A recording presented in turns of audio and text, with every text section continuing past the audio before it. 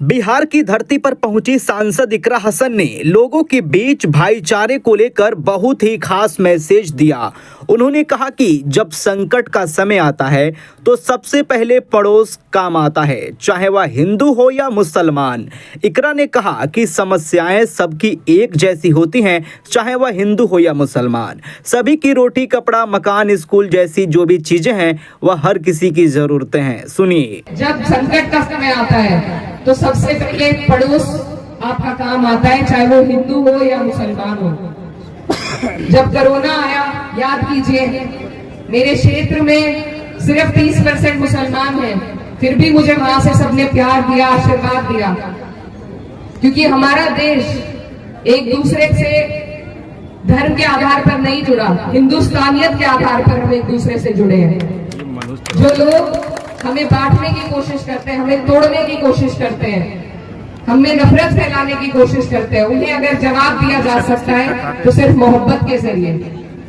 समस्याएं चाहे हिंदू हो मुसलमान हो, समस्या सबकी एक जैसी होती है। सभी की रोटी, कपड़ा, मकान, बिजली, पानी, स्कूल, हॉस्पिटल, ये समस्या हिंदू भाइयों की भी है, मुसलमानों की भी है।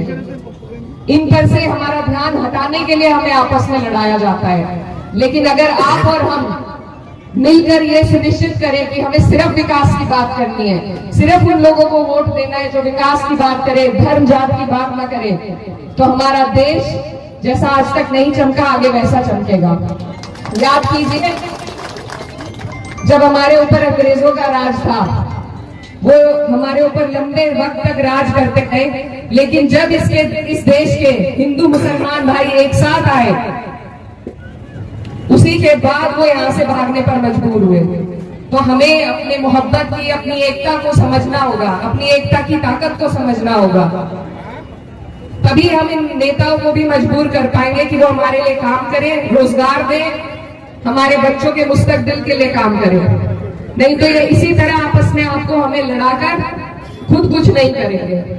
आप पूरे देश का हाल देख रहे हैं, जहां भाजपा दिक्कत में आती है वहां हिंदू मुस्लिम चला देती है।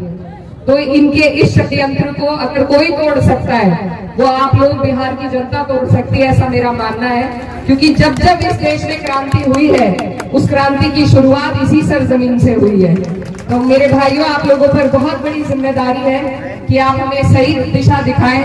आपके यहाँ से प्रत्याशी प्रोफेसर मुसव्विर आलम साहब यहाँ पर शिक्षा के क्षेत्र में बहुत काम कर चुके हैं। इन्होंने डिग्री कॉलेज बनवाया, कस्तूरबा गांधी कॉलेज स्कूल बनवाया। जब इनकी सरकार कांग्रेस की रही तो इन्होंने बहुत काम किए।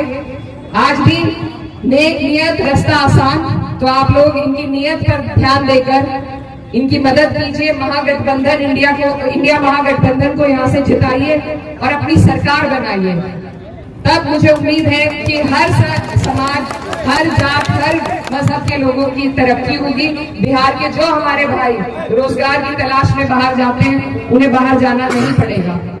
मैं बहुत दूर से आपके बीच आई हूँ और बस आपको आगाह करने के लिए, आपसे गुजारिश करने के लिए कि अपने यहाँ पे आप भाजपा को मत जीतने दीजिए। हम सब आपकी तरफ एक आस भरी निगाह से देख रहे हैं। अगर यहाँ भाजपा जीती तो बहुत मुश्किल हो जाएगी। हम उत्तर प्रदेश में एक एक दिन गिन रहे हैं कि कब हमारा चुनाव आएगा और कब हम इन्हें अपने ऊपर से हटाएं। वैसा हाल यहाँ ना हो जाए।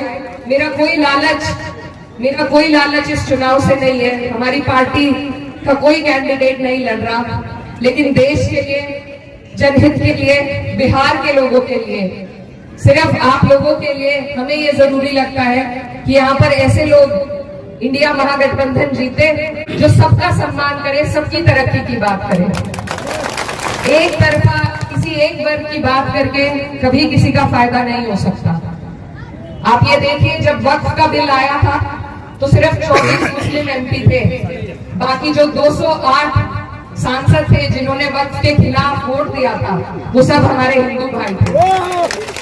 तो हम इस प्यार को हमें बनाना है और बढ़ाना है।